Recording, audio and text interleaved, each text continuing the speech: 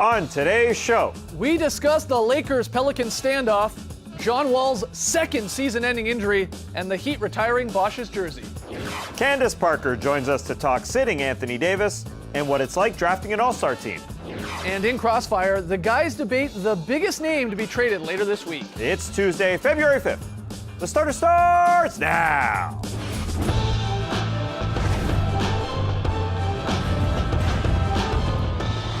Good evening, sweet world, and welcome to The Starters, presented by Jack Daniel's Old No. 7 and Tennessee Honey. I'm J.E. Skeets, and no, this is not a pick 'em payoff, and no, I am not doing Austin Powers cosplay. I have a very bad eye infection. You don't want to see what's underneath this bad boy. So we got the eye patch. Alongside me, as always, Tass Mellis, the Aussie Lee Ellis, who's loving this because he loves Austin Powers. And finally, it's the bearded one, the pirate of my captainship, Trey Kirby. Hey-yo! Hey-yo! What's up? Well, I'm here at the internet looking for your best tweets at hashtag the starters, and you already saw it. Skeets is wearing an eye patch today. Yep. Anytime you wear an eye patch, people are bound to say you look like a pirate, and I have to say they are right. See him here above the Black Pearl, just swabbing the deck with the mates.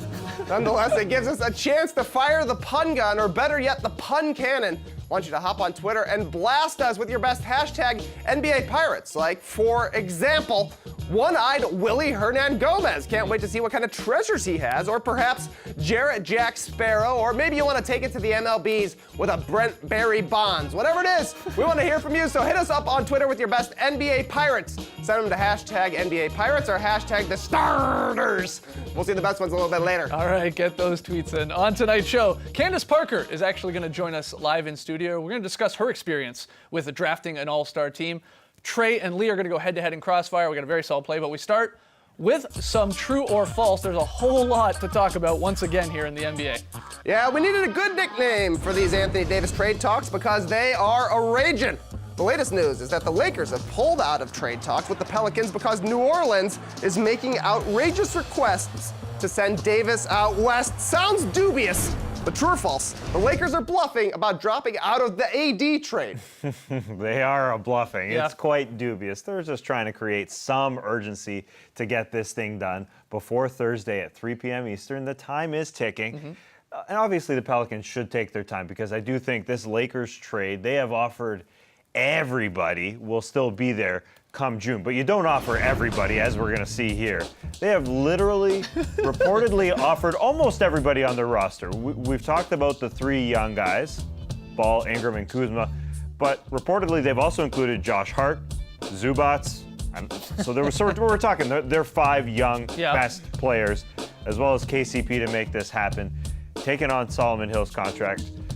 The Pelicans only have like 3 players on their own roster. That's why they need all these other players as well. But no, the Lakers also are probably trying to save a little bit of face here because when you make such a big offer and the other team doesn't even really respond or acknowledge, you look a little bit desperate. So I think the Lakers are almost like saying, you know, like we want him, but we're not just going to like make ourselves look totally foolish when we do this because they want to get Anthony Davis. They know he wants to go there and they've basically offered all they can. So now the ball is in New Orleans court. And if they don't want to make this move, then this is basically the end of it, I think. But we know with a couple of days before the trade deadline, things are going to ramp up and the Lakers are going to get back into it just to see if they can convince New Orleans to pull the trigger on this deal. I think New Orleans right now is probably going, you know what, I think it's in our best interest to wait until July before we make a move with Anthony. Well, look, the best way to always get the interest of that crush you had back when you were in grade school was to finally just ignore her. Right. And say, that's fine, I'm not that interested. Even though you'd already sent her roses and Beanie Babies and all that stuff. That's the final play that you have. Okay, I'm not interested. And then sometimes it would work. That's what the Lakers are hoping to do here because they have played every single card imaginable in both Magic Johnson, Pelinka, and then Rich Paul, the agent of Anthony Davis at Clutch Sports. Every card they've played, right? It started with the trade request, and then the sort of Celtics slander, which included Anthony Davis Sr. knocking the Celtics and how they dealt with Isaiah Thomas. Then we had the list of teams that Anthony Davis was maybe considering signing long-term. Recently, we've had Anthony Davis saying, hey, if I'm here, I want to play. And that's sort of a card that you can play because you're like, what are you going to do if you're the Pelicans now? And you don't trade him here, maybe to the Lakers. Well, are you going to sit him? Is that going to get some blowback from the NBA, from fans? Like that's like they are trying every single thing they can. And the final one is like, all right, we've offered you everybody, and are you going to do it or not? What about just wait and find out? What about the idea that everything is so out in the open that this is a deal that may not even happen because deals that often happen, Kristaps Porzingis, for instance, kind of move in silence, operate Yeah, there's behind probably the some truth scenes. to that, yeah. This has literally been out. Every single step has been out in front of everybody. So the longer it goes, the less likely it is to happen before the trade deadline. Although, you can't say that Dell Demps would be dumb not to pull off this move because everything is on the table.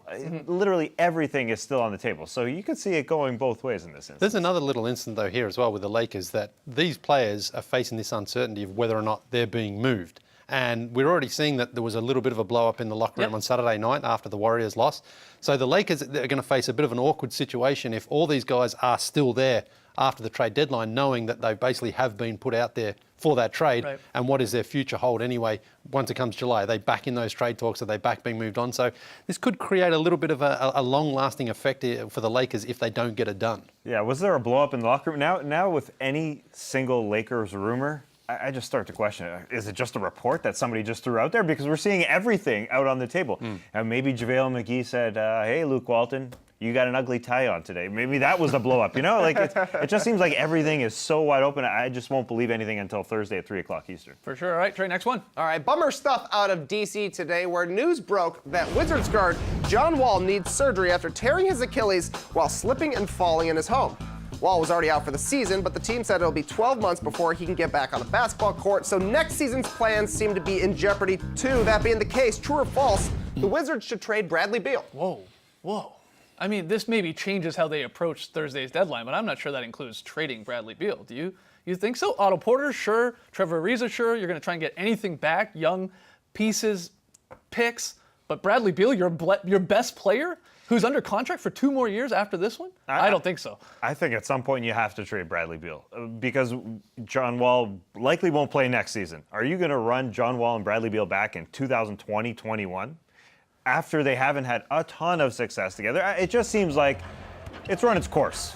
And not to say that one guy is to blame or the other, but again, are you going to do this one more time? It just doesn't seem like Bradley Beal at 27 and John Wall at 30, what they'll be in 2020, is a good idea. It just seems like even though Bradley Beal's having a lot of fun being the number one guy, he can't be the number one guy and bring people there because of John Wall's contract, because of Otto Porter's contract. Those things aren't really changed. John Wall's contract isn't changing. Bradley Beal going to another team could change. And I think it's time to give Washington fans a better outlook for the future. And that's probably to tear this thing down. Yeah, but what hasn't changed is Bradley Beal has pretty much been their strongest asset to trade all season long, and he's been flirted in trade talks a lot this season, but now he's actually playing well. The Wizards were playing a little bit better. I don't think you should give up on him. I think it's almost like this is a real opportunity to see if he can carry that team. Because I just think you may as well. Where's he going to carry the team, though, with the way the contract situations are? It's no discredit to him. He's playing great. Yeah. But where are they going to find a star to come when they've got 3 max guys and one's not playing? If they trade him, what are they going to get in return? Well, I think they should tear it down. Who knows? I mean, you say he's the most valuable trade asset. That's entirely true. But shouldn't they tear it down? They're not going anywhere. Yeah, that sucks. They might be a fringe playoff team. It really sucks. And yeah, like you said, John Wall could be out for a whole other year, and he's just starting now. I mean, he got paid. That's the thing. Like, look, that's why you sign these long-term deals, because unfortunately then he has these injuries, but he's locked in for, 4 years? 4 more years, $170 million, something like that. It's going to be wild. All right, final one here, Trey. All right, in 6 seasons with the Miami Heat, Chris Bosh won 2 titles, made 6 All-Star teams, and perfected the art of the video bomb. For those contributions, the Heat will be retiring Bosch's jersey on March 26th, when his number 1 will join Alonzo Mourning, Tim Hardaway, and Shaq up in the rafters. True or false? Chris Bosh deserves to have his jersey retired by the Heat. 100% true. Yeah, that's right. That's a no-brainer. I mean, yeah, he played less than 400 regular season games with the Miami Heat, but 6-time All-Star there, just in Miami, and then the 2-time champion, and he was instrumental in those titles. Yes, LeBron and Wade are there, 2 Hall of Famers, but Bosh was a rock for this team as well as your quote-unquote third guy, coming up with big plays. We don't even get the biggest shot in finals history with Ray Allen if he doesn't get the rebound. For sure. And then and then actually played great defense, or tight defense on Danny Green in the corner there in overtime of that game to get the block there. So yeah, this is a no-brainer. Yeah, it's good that the Heat are recognizing him for his contributions as much as Wade and LeBron are going to get, because you said 2 Hall of Famers. Well, Bosh is going to the Hall of Fame as well, and for sure. I mean he was just as important. People like to sort of dismiss his contributions a little bit and say he wasn't as effective, but there's no doubt that when he was on that team playing his best, the Heat were, that was when they were at their best. You take him off and they weren't quite as effective. So it's great move by the organization in Miami. Yeah, it's weird that the third best player besides LeBron on his teams always gets picked on like Kevin Love. Yeah. There's no need for that. He turned himself into a real good rim defender and protector that they needed. He sacrificed the most, and he adopted that role and turned into that role. 2 championships, it's a no-brainer for him to be in there. And I just hope that this isn't the last we've seen of Chris Bosh. He'll be around the game, that's for sure. All right, when we come back, Candace Parker is back in studio. Woo. She's going to discuss drafting all-star teams. She's got a little experience with that, and the AD trade rumors. Don't go anywhere.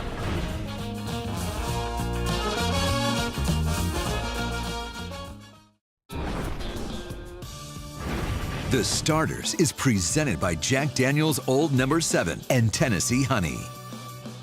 It's a players only type of night on TNT. Raptors, 76ers, followed by Heat, Blazers. And we're happy to welcome someone who will be in studio tonight for that doubleheader.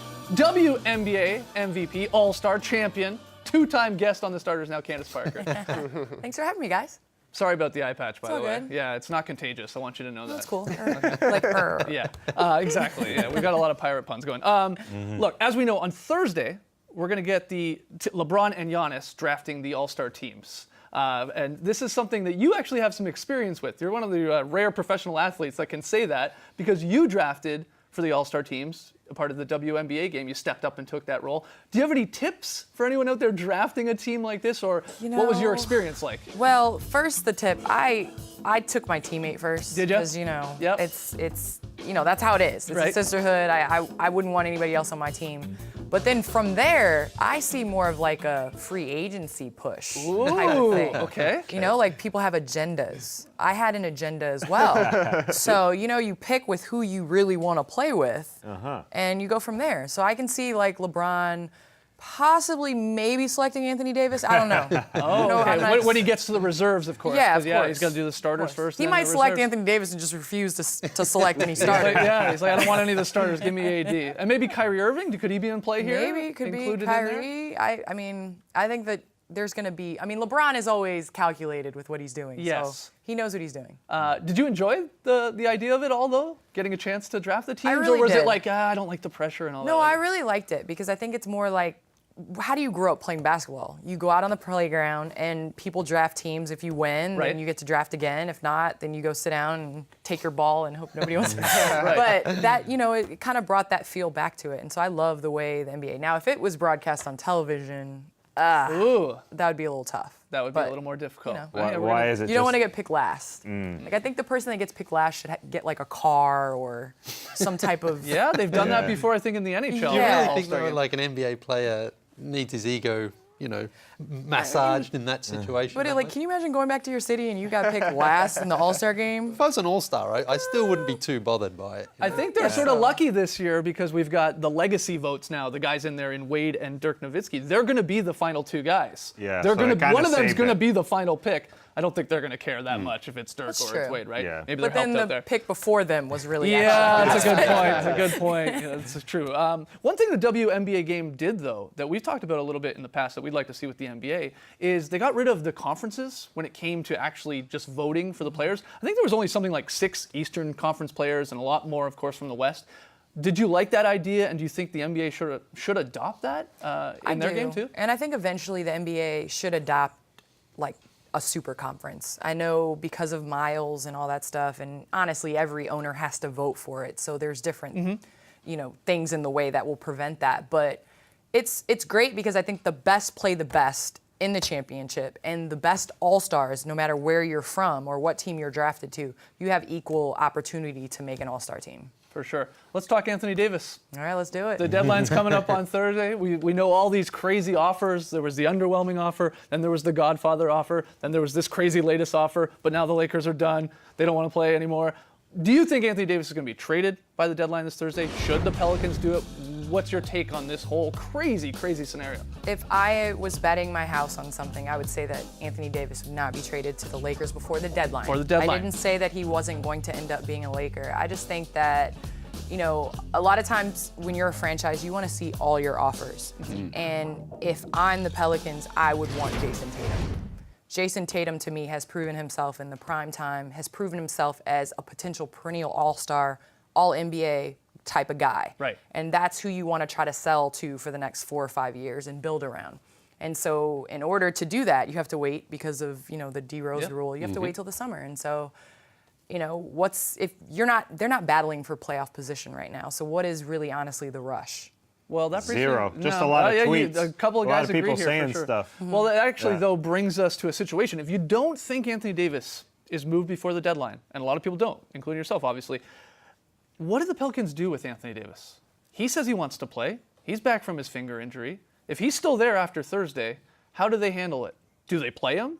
Do they risk him getting injured and hurting any sort of potential deal? What would you do, especially being a professional athlete? I mean, you would want to play, I assume, but could you see why the organization wouldn't want to play? What? I could see from both angles, but when he stepped out and said he wasn't signing the Supermax. the Supermax, Yep. that's for him. He can make that. When you make a trade request, I think that's when it puts people in different positions.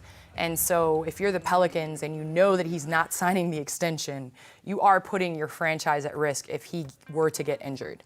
And so I think it's something that, as an NBA player, I'm sure there's triggers in his contract where if he doesn't play and get all NBA, that's Yeah. money lost for him Yep. as well. So that's something that they're going to have to work out. But as a franchise, it would be really hard for me to put the stake of my franchise out there every night playing for something that we don't want. We Right. want a draft pick. Right, We want a right. high draft pick. So the Pelicans are going to have some tough choices to make. Absolutely. Well, we thank you so much Thank for you. coming on. We'll be watching tonight. Thanks so much. I Players got to only? give you guys a jersey. We gotta Yeah. get some Yeah, we were just NBA talking about stuff that. in We there. love having Smitty's jersey up here, Yeah. but we need a new mean, jersey we for need that like a spot. jersey. I don't want to make it up there, No, but you don't want worse for the weekend. You won't get that. I don't want the worst Love of a the year. Sparks jersey. Yeah, I like it. Nice call. All right. I like Lots that. more still to come on the show tonight. We'll continue to make fun of my weird eye patch. And Trey and Lee will step into the crossfire to debate who will be the biggest name traded at the deadline.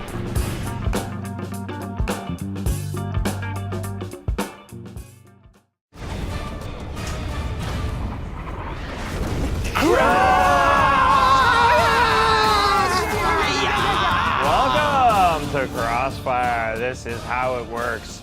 The champion takes on the challenger for this granddaddy of them all. Round number 1, gentlemen. All right, we are 44 hours and 37 minutes away from the trade deadline. So tell me, fellas, who is the biggest name that we will see dealt between now and then? Here we go. No offense to Candace Parker, but I still think Anthony Davis is going to be a Laker because stars usually get what they want, LeBron usually gets what he wants, and Rich Paul usually gets what he wants. You add them all together, I'm seeing AD in LA. As Woj said, the best way to get this done is to make it seem like it's inevitable. To me, it feels like it's inevitable, so I'm going to make it seem like it's inevitable. AD to the Lakers. I don't think it's inevitable at all. In fact, I think there's a little bit of posturing still going on. That's why I think Mike Conley from the Memphis Grizzlies will end up being the biggest name traded because Mike Conley is out there. The Grizzlies have made it known. Mike Conley's even admitted, yes, they're trying to move me. There's a lot of teams rumored, the Utah Jazz, the Detroit Pistons. He's a quality player. He's a difference maker. He should be an all-star. He's not. And I think Mike Conley will have a new home come Thursday, 3:01 p.m. You guys got me excited, fellas. Round lost number time. 2. 44 hours and 36 minutes left till the trade deadline, fellas. So tell me, who will be the surprise player moved between now and then? Here we go. Things really haven't worked out for Jabari Parker in Chicago. They're trying to move on from him, and he is almost like the safety net a little bit for the Lakers, that they are rumored to be interested in him. We know Jabari's not a fantastic defender, but he can score the ball. He can be a good offensive player, and he's got a contract that's a team option next year for $20 million, so it's a low-risk move, and I think Jabari probably wants a fresh start from Chicago where it Surprise? just hasn't. Well, it's Is a it a surprise. It'll be a surprise, yeah. Keep an eye on Harrison Barnes. He's still young. He's only 26 years old. He's got a contract for this year, a player option for $25 million next year. He could help a team like the Kings. They got money. They need a bigger wing. He's used to playing fast from his days with the Warriors. 39% from 3 could be a solid pickup for a young team that's trying to just make the playoffs. That's all they got to do. Pretty easy. Skeets, Harrison Barnes, perhaps? All right, round number 3. It's about 44 hours and 35 minutes till the trade deadline. Let's get creative with this last one. Go anywhere. What's a non-player NBA trade you'd like to see? Here we go. It'd be nice if the Toronto Raptors could trade their cold weather for some of that Los Angeles sunshine. The rumors persist that Kawhi Leonard doesn't like the cold weather, but this guy needs to stay in Toronto. We cannot have him going out west. We cannot lose any more talent from the Eastern Conference. So let's fly in some 70-degree weather from LA into Toronto, warm things up. I like that one. The Sacramento Kings have been one of the most fun teams to watch this season, and right now they are 3 games over 500, but only 9th in the Western Conference. They would be 6th in the Eastern Conference, so I say we trade the Kings to the East. You can take your pick on who you want from that Eastern Conference in return, but I just want to see the Kings build on this season, get to the playoffs, and have some fun. I think they'd be a great team to watch. Go to the Eastern Conference, Kings. Great battle, great battle. Who needs conferences? And that's why trade! Yeah! That's a 3-peat, baby. 1, 2, 3. Call it a tray-peat. I'm gonna steal your booty! I'm stealing his booty! Gold!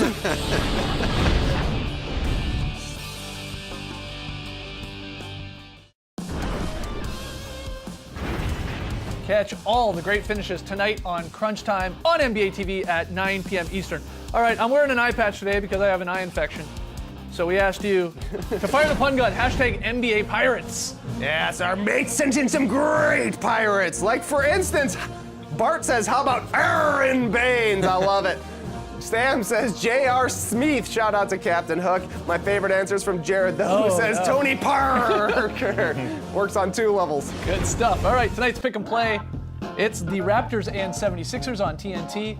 Trey and Lee got the 76ers at home. Tass and I taking the Raps, because we're Raps fans, on the road. All right, very solid play. You're going to Sacramento, but it's the San Antonio Spurs here with just a typically beautiful play here. It starts, trust me, here it is right here. Bello. Trust me. Over to Davis for a wishball. That's what I call a very solid play. Also very solid, wedgie number 25. All right, halfway on there. the season. And this was pretty. You can call this a very solid play. Will Barton recovering here for a nice block wedge. Ooh, yeah. Langston Galloway can't slip it by him there. Beautiful, number 25 on the year. It had been a while, so thanks to Will Barton. Halfway there. Excellent. It's Tuesday, right? Yes, we recorded a drop podcast earlier today. Took a deep dive on Anthony Davis, talked about Bosch, stepped on the beach, fired the pun gun. No, we didn't. We had some NBA trivia. That's Friday's show. I'm so confused. This deadline's got me going crazy. I need some antibiotics. We'll see you guys tomorrow night. Thanks for joining us, folks. And remember, this show was rated PG.